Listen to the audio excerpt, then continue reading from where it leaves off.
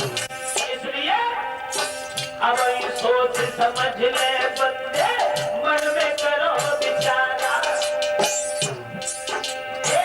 अब ये सोच समझ ले बंदे, मन में करो विचारा। कहीं प्रकाश हरि नाम जपो, तेरा खुले को ठगा द्वारा रे। मतलब के बिना कोई न किसी का है प्यारा। मतलब के बिना कोई न किसी का है प्यारा। मतलब के बिना।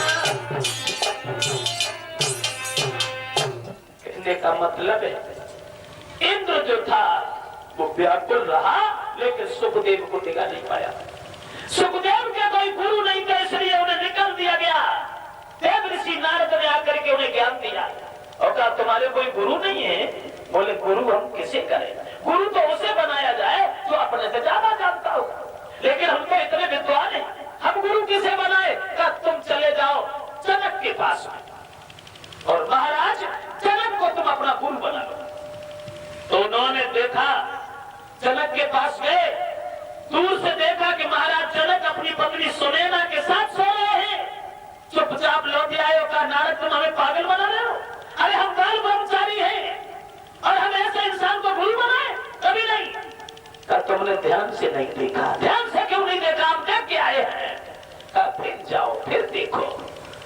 फिर चले तो उन्होंने क्या देखा कि वो पत्नी सुनैना के साथ लेटे तो हैं, लेकिन एक पैर उनका जलती हुई अंगीठी में रखा है। होश आ गया सुखदेव को कि जब इन्हें अग्नि का ही बोध नहीं है तो पत्नी का बोध क्या होगा। उसी दिन उन्होंने जनक को अपना गुरु बनाया और जनक को गुरु बनाने के बाद फिर भजन किया इन्होंने, तब समाज में सम्मान नाम रोशन किया। जनक के गुरु थे अष्टावक्र। आइए उसी जगह पे कि वही सुखदेव महाराज परीक्षित को कथा सुनाने के लिए तैयार हुए, जिन्होंने शंकर जी के मुखारविंद से अमरनाथ की अमर कथा सुनी थी। वही सुखदेव कहने लगे अब सुनो, न सूर्य न चंद्रमा न पृथ्वी कुछ भी नहीं था, जल के अलावा कुछ भी नहीं।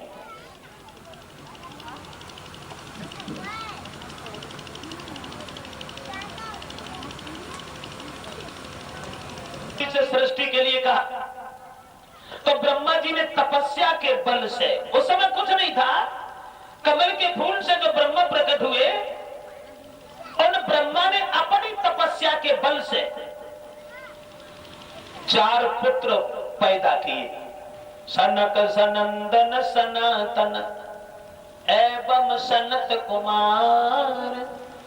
विश्वंभर का विश्व में था पहला अवतार।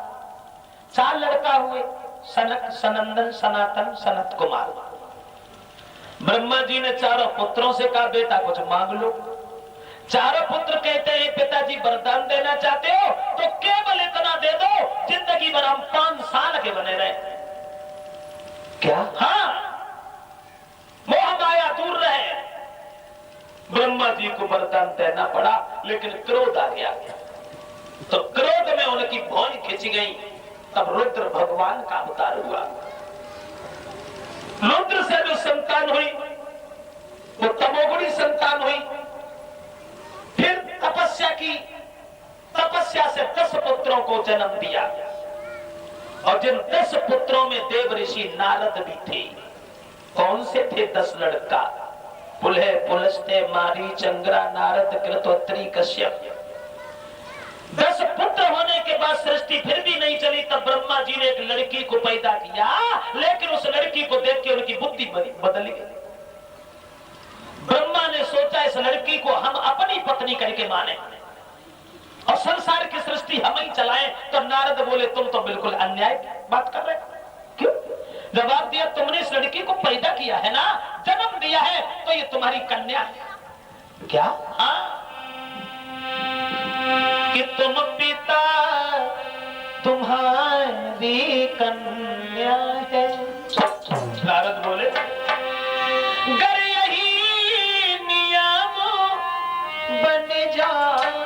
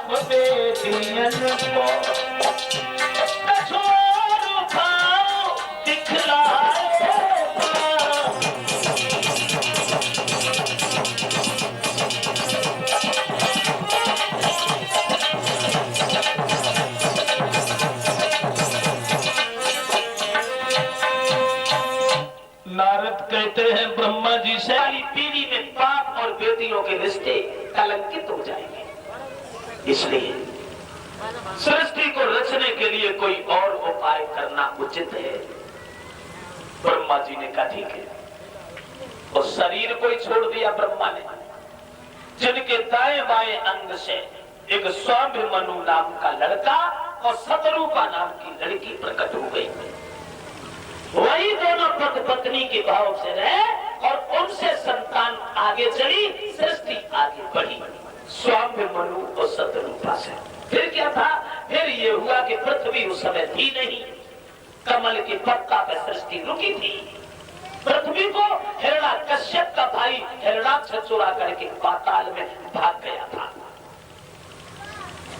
रूप धारण करके उसका वध किया और पृथ्वी को लाया। दीक्षित बोले महाराज हमें बड़ी शंका हो गई, क्या कि हिरण्याक्ष को मारने के लिए भगवान को सुअर बन के आना पड़ा, ये क्या कह रहे हैं आप? बोले सच कह रहे हैं। तो हमें इसके बारे में आप बताओ कि हिरण्याक्ष कैसा था जो पृथ्वी को भी चुरा ले गया? बोले हिरण्याक्ष और हिरण्यकश्यप की पूर्व जन्म की कथा कुछ और थी। ये दोनों भाई जुड़वा बालक पैदा हुए थे, तपस्या के बल से वरदान मांग करके बलवान हो गए थे, और ये पूर्व जन्म में वैकुंठनाथ के पहरेदार थे।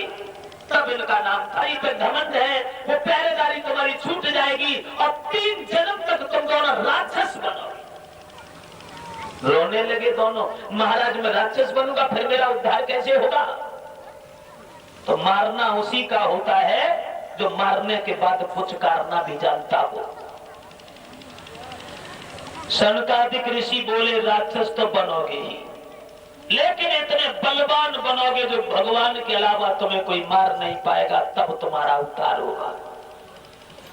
वही दोनों पहले जन्म में हिरण्याक्ष और हिरण्यकश्यप के रूप में प्रकट हुए।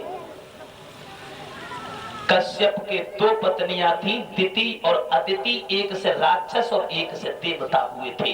ऐसा क्यों हुआ है? ऐसा क्यों हुआ है? बाप एक और मां 2 और इतना अंतर कैसे कि एक के राक्षस और एक के देवता?